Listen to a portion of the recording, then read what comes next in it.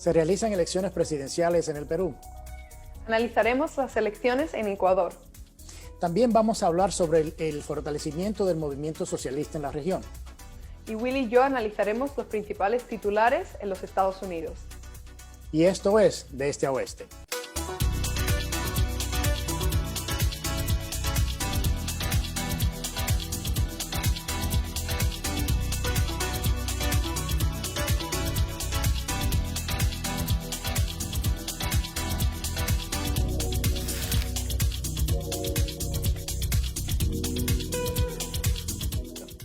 Muchas gracias por estar con nosotros en esta nueva edición de Este a Oeste. Les saluda la doctora María Herrera Mellado desde Miami, Florida. Y Willy Lora le saluda desde Ginebra, en Suiza. Hoy tenemos con nosotros a un invitado muy especial, Luis Losadas Pescador. Estudió empresariales y se ha dedicado al ámbito de la comunicación. Trabajó durante muchísimos años para el Grupo Expansión y también para un telediario en Intereconomía. Hoy en día coordina las campañas de Citizen Go en Hispanoamérica. Bienvenido, Luis. Muchas gracias, María. Bien hallada. Bueno, es un placer tenerte hoy con nosotros y me gustaría que explicases un poquito a nuestra audiencia en qué consiste esas campañas que tú estás llevando tan exitosamente y vuestra presencia este año en el Consejo de Derechos Humanos de las Naciones Unidas. Bueno, pues Citizen Go es un portal de peticiones. Lo que hacemos es canalizar exigencias ciudadanas hacia los decision makers, hacia los que tienen posibilidad de tomar una decisión, y canalizamos un montón de voluntad ciudadana. Ahora mismo somos 15 millones en el mundo, en Hispanoamérica aproximadamente 3 millones, de manera que hay ese volumen organizado y que actúa de manera inteligente, pues consigue que los cambios se produzcan, porque toca la fibra sensible de la persona que tiene que tomar una decisión, ¿no? Cada vez que alguien firma una de nuestras campañas, está enviando un correo electrónico a la persona que tiene que tomar esa decisión y, por lo tanto, produce un contacto permanente entre la ciudadanía y los responsables públicos, ya sean políticos, empresarios, responsables de medios de comunicación. Y lo que hemos hecho últimamente ha sido participar en el Consejo de Derechos Humanos, y lo hemos hecho en los distintos capítulos y, por lo tanto, en los distintos temas que a nosotros nos preocupan, que son principalmente vida, familia y libertad. Hemos defendido el derecho a la vida desde el momento de la concepción, el derecho de los padres a educar a sus hijos y, por lo tanto, que no sean adoctrinados en ideología de género. Hemos defendido el derecho a la práctica religiosa, porque algunos estados han aprovechado la pandemia para cercenar el derecho de culto, y hemos defendido la libertad en Venezuela frente al pisoteo descarado de los derechos humanos. Lo hemos hecho desde distintas partes del planeta porque este año el Consejo de Derechos Humanos ha sido telemático y eso nos ha permitido que distintas personas, uno en Australia, otro en Estados Unidos, otro en Colombia, otro en México, yo desde España, hayamos podido participar en un ejercicio que yo creo que ha sido para mí apasionante, donde hemos sido capaces de llevar esa voz de los 15 millones de ciudadanos defensores de la vida, la familia y la libertad al mismo consejo, al corazón del Consejo de Derechos Humanos en Ginebra. Así que, bueno, pues muy emocionante, pero en realidad el mérito es de esos 15 millones de ciudadanos que están organizados, que están al pie de cañón y que están participando prácticamente a diario en las campañas. Luis, quería preguntarte, hablando sobre el tema de derechos humanos, están las elecciones en Ecuador y en Perú que se realizan ahora, y al mismo tiempo el movimiento socialista como ha ido fortaleciéndose en la región, y el tema de derechos humanos es muy importante. Mirando el tema político de lo que está pasando específicamente en Ecuador y la fuerza que está tomando el expresidente o ha tomado Correa en ese país, ese pleito político entre ambos lados, tanto el fortalecimiento de la izquierda y la derecha, ¿cómo ves tú una salida a Ecuador que se mantengan por lo menos el respeto a lo que son no solamente los derechos humanos, sino los derechos constitucionales de los ciudadanos de Ecuador? A ver, en Ecuador, como en toda la región, hay un gran debate, más que entre izquierda y derecha, diría yo, entre el eje bolivariano y el eje democrático. En Ecuador lo que ocurre es que desde hace mucho tiempo está el eje correísta, para entendernos, que es el eje bolivariano, que ha establecido un socialismo real en el país. No tan real porque nunca se ha atrevido, por ejemplo, a eliminar la dolarización y ni siquiera su sucesor se lo plantea en campaña electoral. Pero yo creo que un cambio sería enormemente sano. La propia encuestadora oficial de Ecuador da la victoria por muy poco, pero da la victoria 52-48 ayer Molasso, y yo creo que eso sería extraordinariamente importante porque dinamizaría la economía, respetaría las libertades como no se ha hecho. Hay que recordar que en Ecuador se violó gravemente la independencia del Poder Judicial al expulsar al 100% de la plantilla judicial y, por lo tanto, controlar el Poder Judicial desde el Ejecutivo de manera descarada, como no se ha hecho, o por lo menos yo no conozco en ningún país del mundo. Y yo creo que recuperar la independencia del Poder Judicial, los valores democráticos y la dinamización económica sería fundamental. Así que vamos a ver qué es lo que pasa este domingo. Y luego creo que también es muy importante la transparencia, porque como todos ustedes saben, Odebrecht ha estado manchando y comprando políticos en toda la región. En el Perú, el único candidato que se ha comprometido a llevar a todo Odebrecht a la cárcel y a no contratar nunca más con Odebrecht ha sido Aliaga. Y yo creo que eso es un valor que me parece que hay que poner encima de la mesa. Luis, me gustaría saber tu opinión sobre el estado del conservadurismo, como lo llamamos aquí, en Hispanoamérica. ¿Cuál es el presente? ¿Cuál es el futuro? ¿Qué podemos esperar los conservadores de Hispanoamérica? Hombre, yo creo que la situación hoy es un poco peor que lo que fue ayer. En primer lugar, por el cambio político que se ha producido en Estados Unidos. En segundo lugar, por la posibilidad de que Lula da Silva comparezca en las próximas elecciones de Brasil. Y en tercer lugar, por el cambio de signo político que se ha producido en Argentina. Son tres grandes movimientos que creo que debilitan al conservadurismo. Aún así, creo que es muy importante señalar que la ciudadanía hispanoamericana es una ciudadanía eminentemente conservadora en los valores morales, es decir, en la defensa del derecho a la vida, en la defensa del derecho de los padres a educar a sus hijos. El movimiento, por ejemplo, Con mis hijos no te metas, ha sido espectacular en toda la región. Y yo creo que eso no va a cambiar, aunque haya un cambio de signo político. Así que yo creo que lo que hay es una realidad social y ciudadana enormemente conservadora frente a una oligarquía que pretende imponer unos a priori ideológicos que son absolutamente ajenos y que es un ejercicio de colonialismo ideológico. ¿Cómo se puede combatir? Pues poniendo en valor, activando a esa ciudadanía. Eso es a lo que nos dedicamos desde Citizen Go, ¿no? Porque la inmensa mayoría de la población está en contra del aborto, como se demostró en Argentina. Y sin embargo, el gobierno lo impuso en plena Navidad.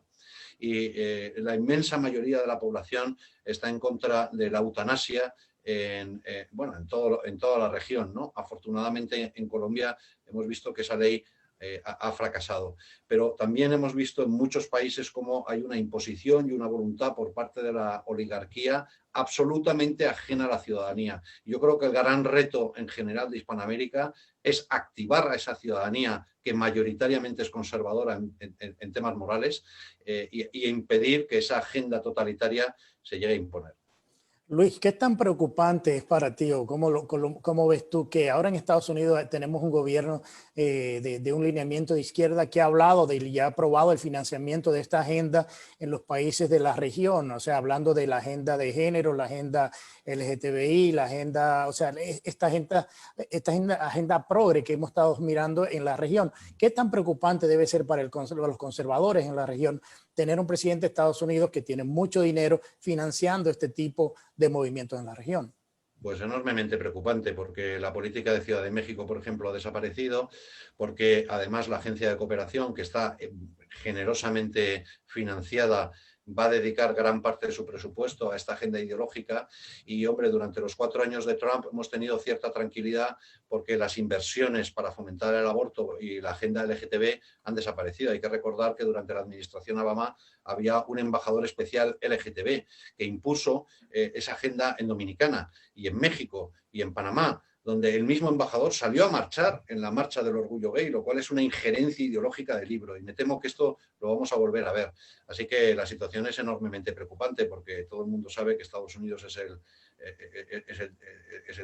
el gran poderoso que además financia muy generosamente este tipo de iniciativas y que practica, desgraciadamente, en estos temas una injerencia ideológica que es inaceptable. Yo abogo por la defensa de la soberanía de los países hispanoamericanos frente a esta injerencia, porque además es hasta burda y hasta obscena. Por ejemplo, Planned Parenthood tiene uno de sus programas, es el cabildeo político para el cambio de legislación. Eso es una aberración desde el punto de vista institucional.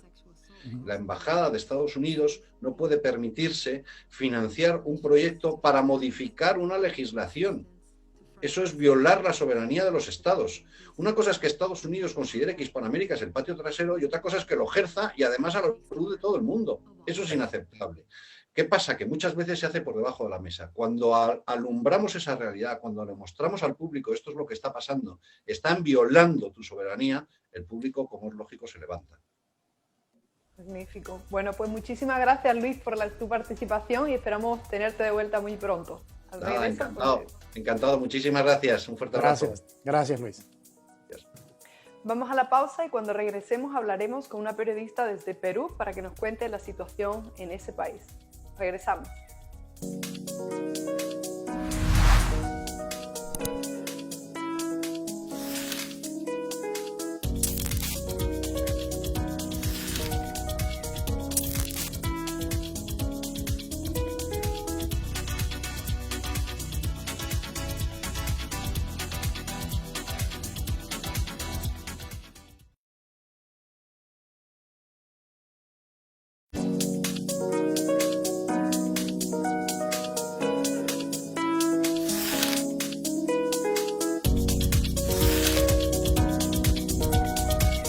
Gracias por continuar con nosotros en su programa de Este a Oeste. Ahora nos vamos a Perú, en donde vamos a conversar con una periodista, productora, que también ha cubierto temas políticos por mucho tiempo y nos acompaña para hablar con nosotros sobre el tema de las elecciones en Perú y le queremos dar la bienvenida a Rocío Vara desde Lima. Rocío, bienvenida, ¿cómo estás?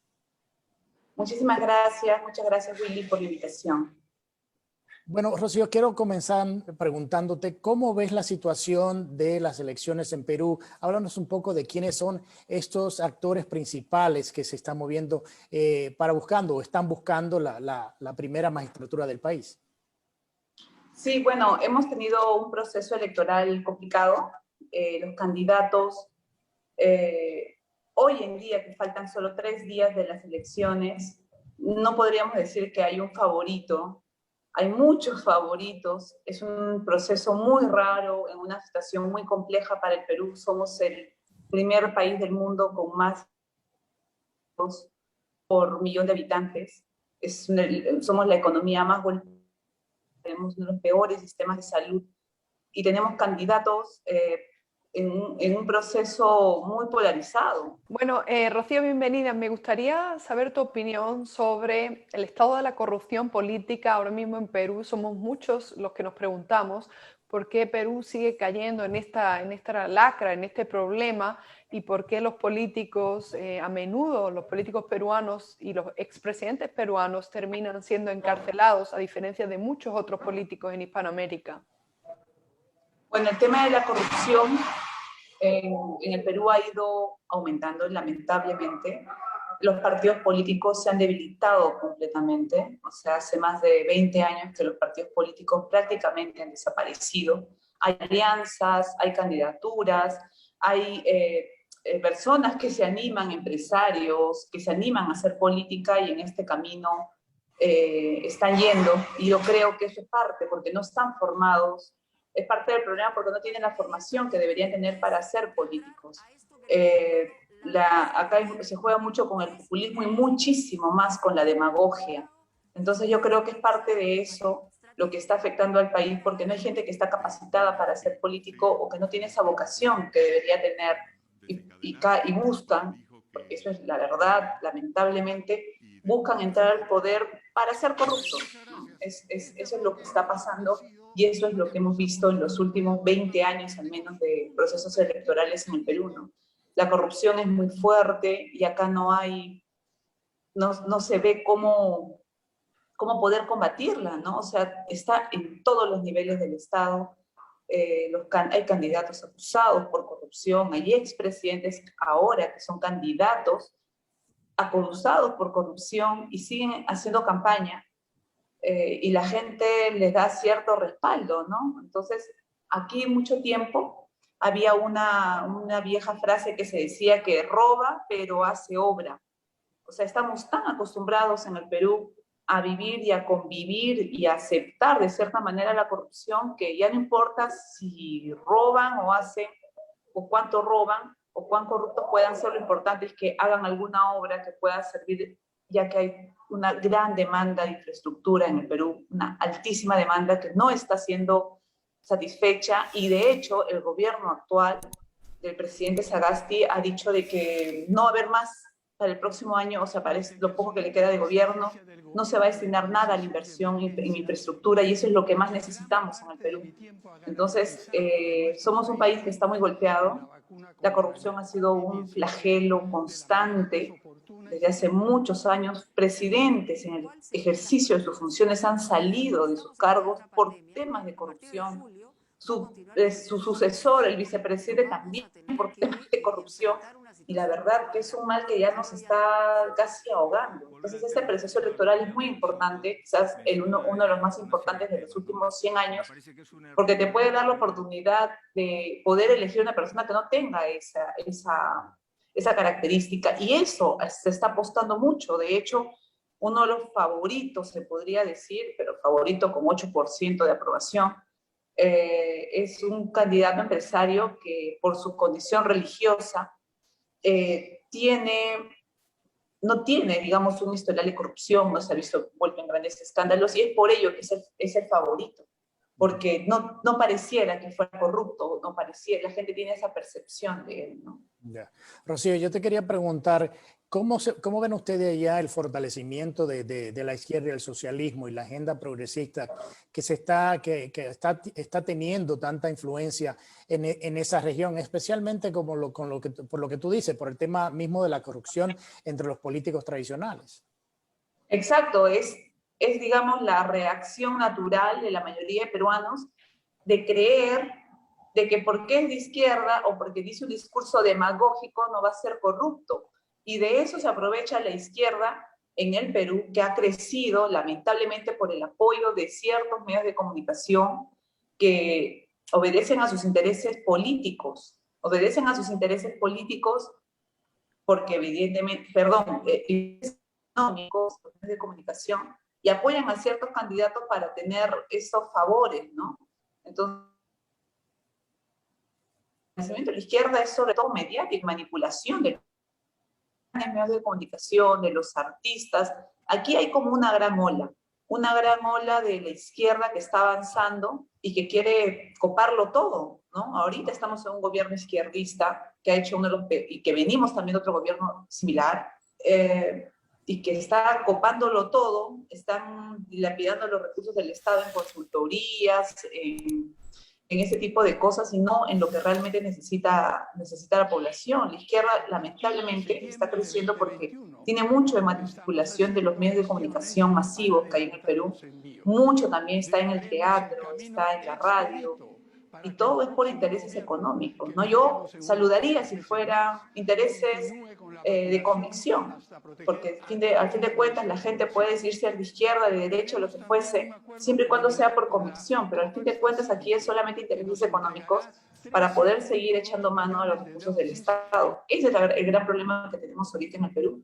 Y en Latinoamérica, bueno, hay una ola que tengo entendido que es una ola mundial, que también se mueve mucho con las redes sociales, ¿no? Que es muy importante, ¿no? O sea, la manipulación y el poder que tienen los CEO de las grandes empresas como Facebook, Twitter, son digamos, las que predominan y las que dominan, al fin de cuentas, qué es fake news y qué no es fake news, quién puede hablar y quién no puede hablar.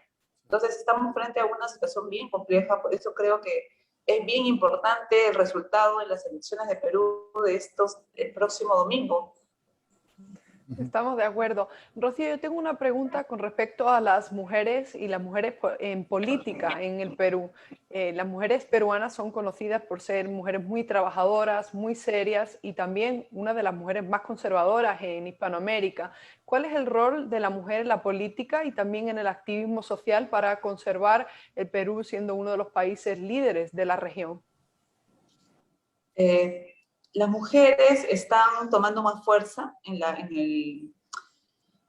esta última campaña política. Verónica Mendoza es la candidata de izquierda que está, digamos, liderando, bueno, está dentro de las encuestas, está dentro de las líderes, ahorita de los candidatos líderes, Keiko Fujimori también, pero es una candidata más de derecha. La mujer se ha fortalecido mucho, sobre todo en un país, han habido muchas campañas de fortalecimiento de la mujer, en un país donde somos uno de los principales países del mundo, si no es el primer país del mundo con mayor delitos de homicidio de mujeres por sus parejas, en su mayoría. Rocío, me queda un minuto en la entrevista y quería preguntarte algo que pregunté en el segmento anterior. Tú hablabas de cómo se ha fortalecido y ha crecido la izquierda en el Perú. ¿Qué preocupación o qué tan preocupado es para los peruanos el hecho de que en Estados Unidos existe ahora un gobierno de lineamiento de izquierda y que ha estado financiando y está financiando ciertas organizaciones en la región en expansión de esta agenda progresista? ¿Qué tan preocupante es para los peruanos esta situación con el nuevo presidente en Estados Unidos? Es bastante preocupante sobre todo porque estamos enfrentando una pandemia.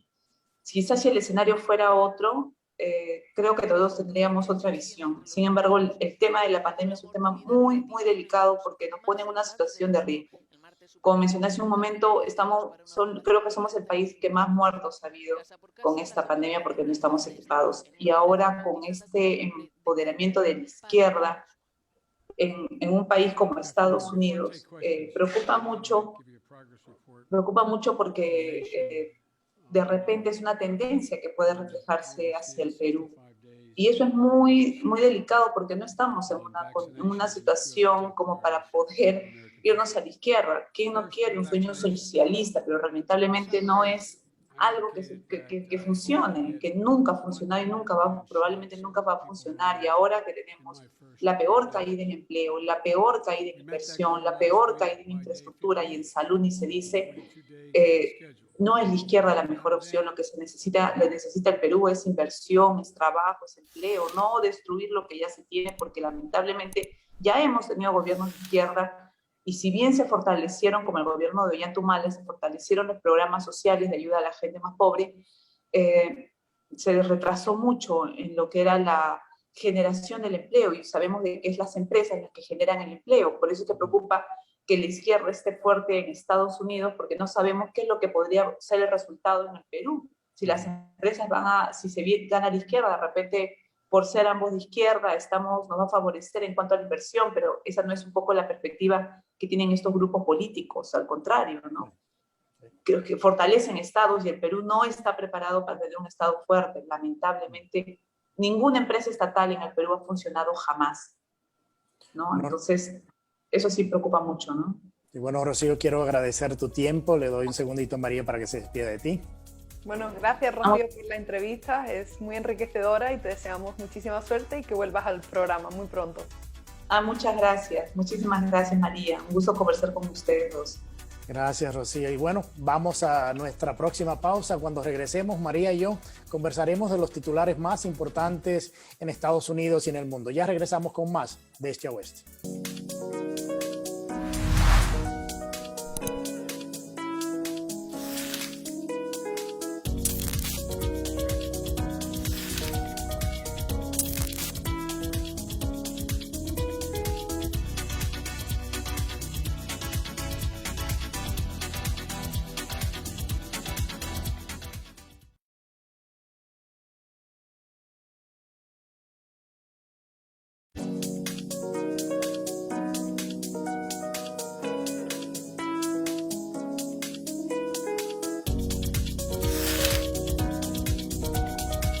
Ya estamos de vuelta con el último segmento de su programa de Este a Oeste. Y María, vamos a conversar un poco de todo lo que ha pasado en esta semana a nivel político en Estados Unidos y en el mundo, pero básicamente en Estados Unidos. El tema migratorio. Se ha duplicado la cantidad de inmigrantes indocumentados que ha llegado a la frontera en este mes.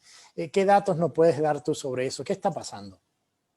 Bueno, es lamentablemente una realidad muy triste la que estamos viviendo. Estamos hablando de más de 171.000 personas que han llegado a la frontera y que están intentando entrar en Estados Unidos, pero además en custodia de la patrulla fronteriza ya hay más de 18.800 menores y van a aumento. Se espera que al final del año inclusive lleguemos a tener unas cifras desorbitantes nunca antes vistas.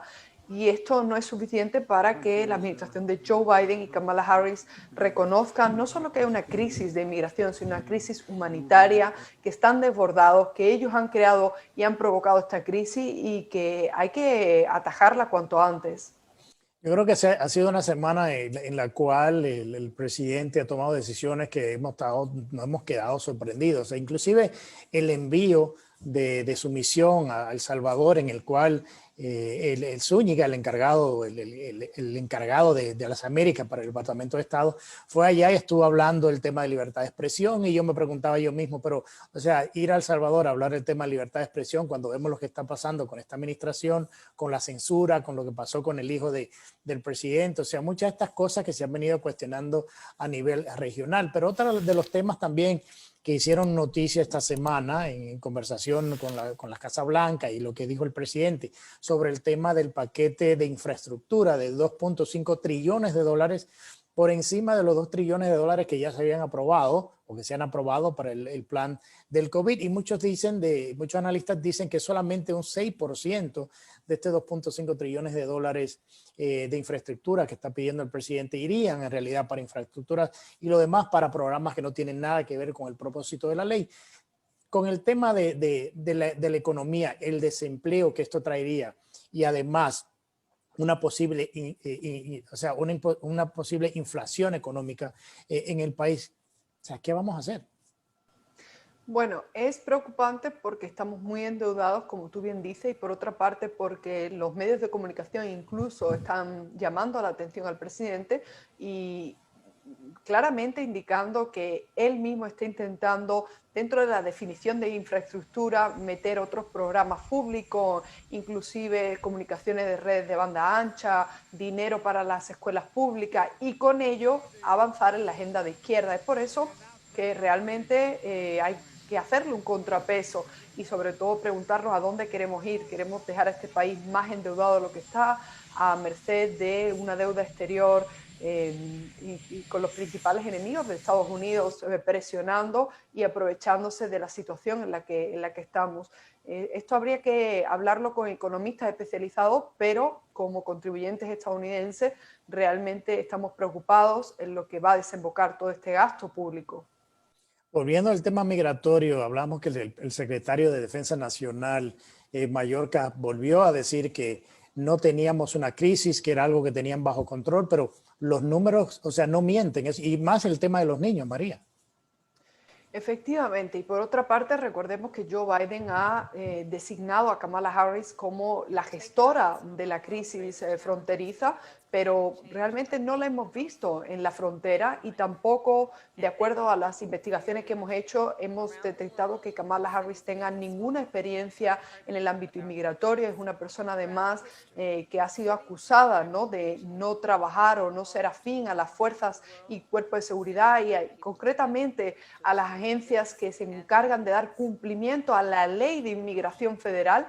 Entonces es algo que preocupa al público. Pero por otra parte, en el tema de menores, y esto hablaba yo con la prensa extranjera en esta semana, tengamos muy en cuenta que el tema de los menores no acompañados es una crisis que va en aumento, que se le ha ido de las manos a esta administración y que realmente no sabemos en qué va a desembocar, porque si bien tienen unos plazos límites para entregar estos menores a sus sponsors, es decir, a sus familiares directos y a sus contactos en los Estados Unidos, hay demasiados menores que están viniendo, incluso que están siendo abandonados durante el camino. Vimos la lamentable imagen de ese niño que decía que los coyotes lo habían abandonado y que pedía socorro a CBP, y esos son niños que no van a poder reunificarse y va a ser muy complicado devolver también a estos niños a sus países de orígenes.